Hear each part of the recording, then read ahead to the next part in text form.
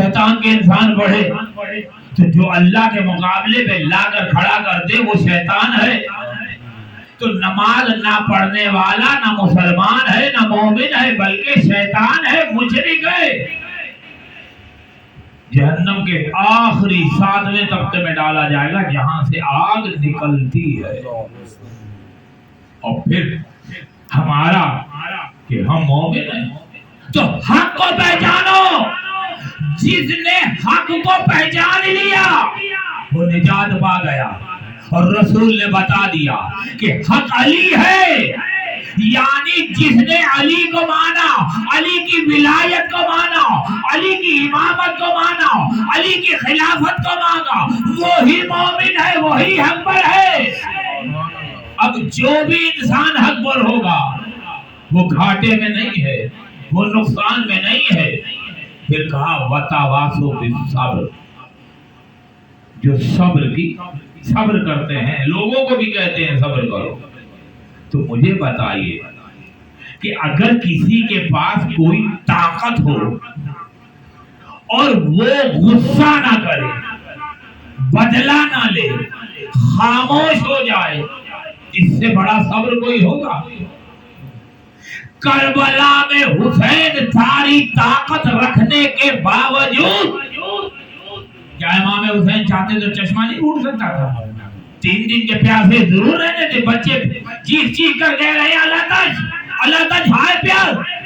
تو امام نے کیوں نہیں کہا؟ کیوں؟ مشیت یہ چاہتی تھی کہ حسین جب پیاسا قربانی دے گا تو وہ دین اور وہ شریعت جو میرا حبیب لے کر آیا ہے، ہر نبی کے جانے کے بعد اس کی امتوں نے دین کا بیڑا غرق کر دیا ہے، لیکن یہ دین قیامت تک کا دین ہے. اس لیے کہا کہ تمہاری امتحان یہ ہے کہ تمہارا تو 3 دن کے بھوکے پیاسے رہ کر اپنی جان کو قربان کر دو اور ایسا صبر کیا ہے.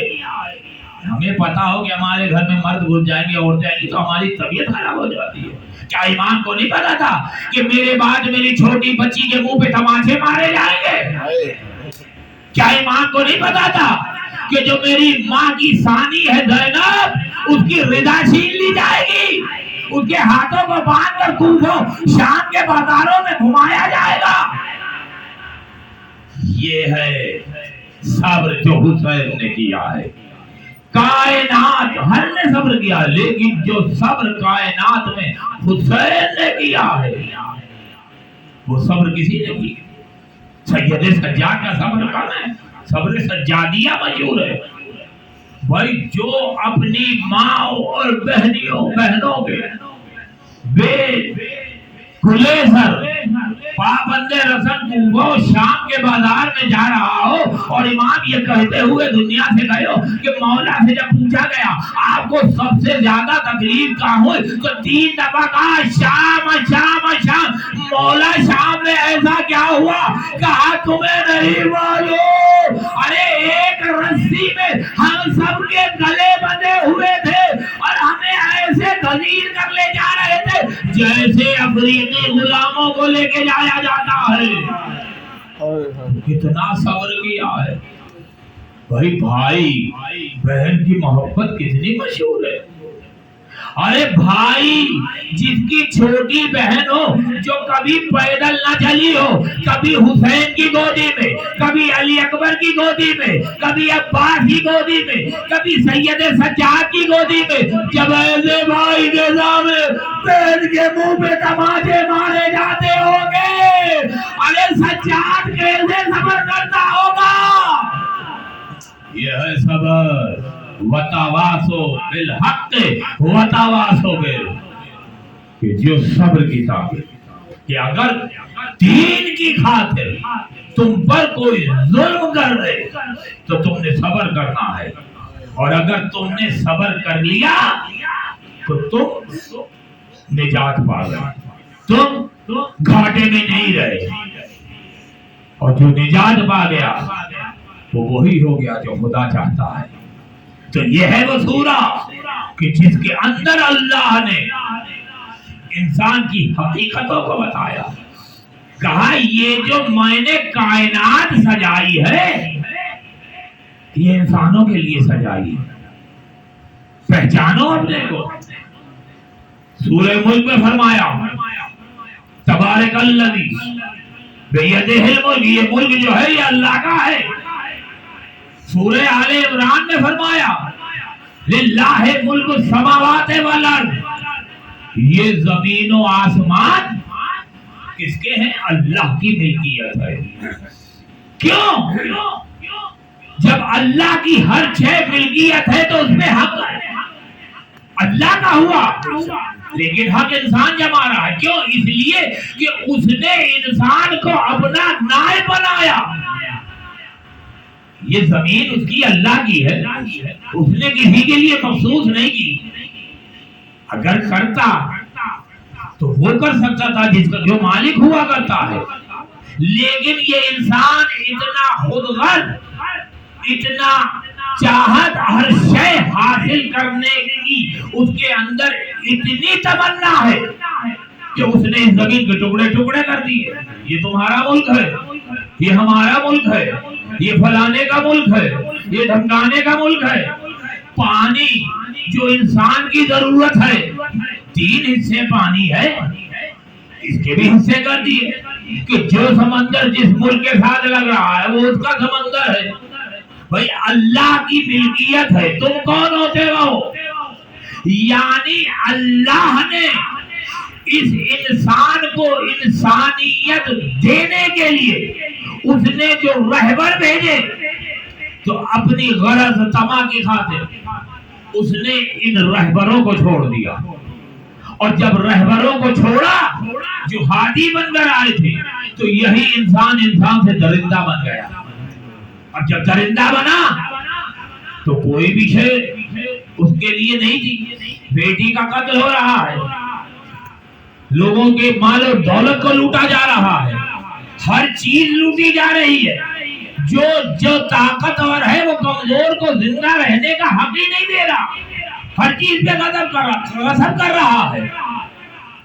انسان پر ظلم کر رہا ہے، انسان کو مار رہا ہے. اور اس کو چھوڑیے، ایک باپ کی اولاد ہے، بھائی کے خلاف ہے. بھائی یہ تو کہتے ہیں کہ باپ کی چھوڑی ہوئی جائیداد ہماری ہے، اس کی وراثت کر دو. یعنی ہر اولاد کو اپنے باپ کی وراثت تو یاد ہے، لیکن اپنے باپ کے ایصال ثواب کے لیے کچھ کرنے کو تیار نہیں ہے. یاد رکھو یہ مکافات عمل ہے. اگر آج تم اپنے گزرے ہوئے والدین کے لیے کوئی ایصال ثواب کرتے ہو، قرآن مجید کی تلاوت کرتے ہو، سید الشہداء کی مجلسیں کرتے ہو اور ان کو ثواب پہنچاتے ہو تو کل تمہاری اولاد تمہارے ساتھ کرے گی. یہ نہیں ہو سکتا کہ ہم اپنے والدین کا کچھ نہ کریں اور کل ہماری اولاد ہمارے لیے کرے گی. اس مرنے والے سے پوچھو جو مر کر چلا جاتا ہے تو وہ کتنا مجبور ہوتا ہے. ارے اتنا کہ اگر بیٹا قبر پر چلا جائے تو وہ قبر پہ آ جاتے ہیں، ہم سن نہیں سکتے لیکن وہ ہمارا استقبال کرتے ہیں. اور جب جانے لگتے ہیں تو وہ کہتے ہیں کہ ابھی نہ جاؤ، اتنے دنوں کے بعد آئے ہو، کچھ دیر تو ہمارے پاس ٹھہر جاؤ. ہمارے پاس تو وقت ہی نہیں. ہم احسان جتانے کے لیے یا دنیا کو دکھانے کے لیے ہم قبرستان کا ایک الگ 3 قل اللہ پڑھی چلے گئے. نہ ہم نے یاسین پڑھی، نہ رحمان پڑھی، نہ سورہ ملک پڑھی، نہ واقعہ پڑھی. ہم نے کوئی سورہ نہیں پڑھا، ہمارے پاس ٹائم ہی نہیں ہے. ماں باپ بیچارے انتظار کر رہے. یاد رکھو آج تم ان کو انتظار کرا رہے ہو، کل تم اپنی اولادوں کا انتظار کرو گے. یہ زندگی 4 دن کی ہمیشہ کے لیے کوئی نہیں آیا. یہ انسان تھا جس کو سانچے میں ڈھالنے کے لیے اللہ نے مذہب کو بھیجا. یہ مذہب دنیا سہتی ہے کہ یہ مذہب مسلمانوں کے لیے آیا. مذہب مسلمانوں کے لیے اللہ نے نہیں بھیجا ہے. اللہ نے مذہب انسانوں کے لیے بھیجا ہے تاکہ انسان درندے سے انسان بن جائے. اب جو بھی ایمان لے آیا وہ مسلمان ہو گیا. تو لہذا یہ ذہن میں رکھیے کہ یہ مذہب جو ہے یہ آیا ہے انسانوں کے لیے، کیونکہ یہ انسان تو جہالت کے اندھیرے میں ڈوبا ہوا تھا، جہالت کے اندھیرے میں ڈوبا تھا، اور یہ جہالت کا گف اندھیرا پورے عرب میں اگر تھا تو اس مکے مدینے میں تھا۔ وہاں پر ہدایت کے لیے اللہ نے اپنے سب سے بڑے نبی جو اس کا حبیب تھا، جو آدم سے لے کر عیسیٰ تک تمام نبیوں کا مولا تھا، ان کا نبی تھا، اسے بھیجا کہ ہدایت کا چراغ روشن کر کے یہاں پر روشنی پھیلا دو۔ لیکن رسول نے ایسے نہیں پھیلا دی، پہلے 40 سال تک اپنے کردار کی تبلیغ کی ہے۔ یہ تبلیغ کوئی آسان کام نہیں ہے کردار کی کرنا، 40 سال رسول نے کی۔ ایسے ہوئے کہ کافر کو کہنا پڑا کہ یہ صادق بھی ہے، امین بھی ہے، اور اتنا اعتبار۔ اسلام آیا جب ہجرت ہوئی ہے اور علی کو بلایا اور بلا کر کیا کہا کہ یہ کافروں کی امانتیں میرے پاس ہیں، صبح انہیں دے دینا۔ اتنے امین سب کو اکٹھا کیا، سب جانتے ہیں یہ جھوٹ نہیں بولتے، یہ صادق ہیں، یہ امانت دار ہے، امین ہے۔ وہاں پر کھڑے ہو کر کہا، اے لوگوں، میں تم لوگوں میں اللہ کی طرف سے نبی بنا کر بھیجا گیا تاکہ تمہاری ہدایت کرو۔ یہ جو تم جہالت کے اندر ڈوبے ہوئے ہو، انسان سے درندے بنے ہوئے ہو، اللہ چاہتا ہے انسان بنو تاکہ تم میں انسانیت آئے۔ اگر انسانیت ہوگی تو بھائی بھائی سے محبت کرے گا۔ وہ بیٹی جس کا گلا کاٹ رہا ہے اس کے سر پر اپنی بیٹی کیا کسی کی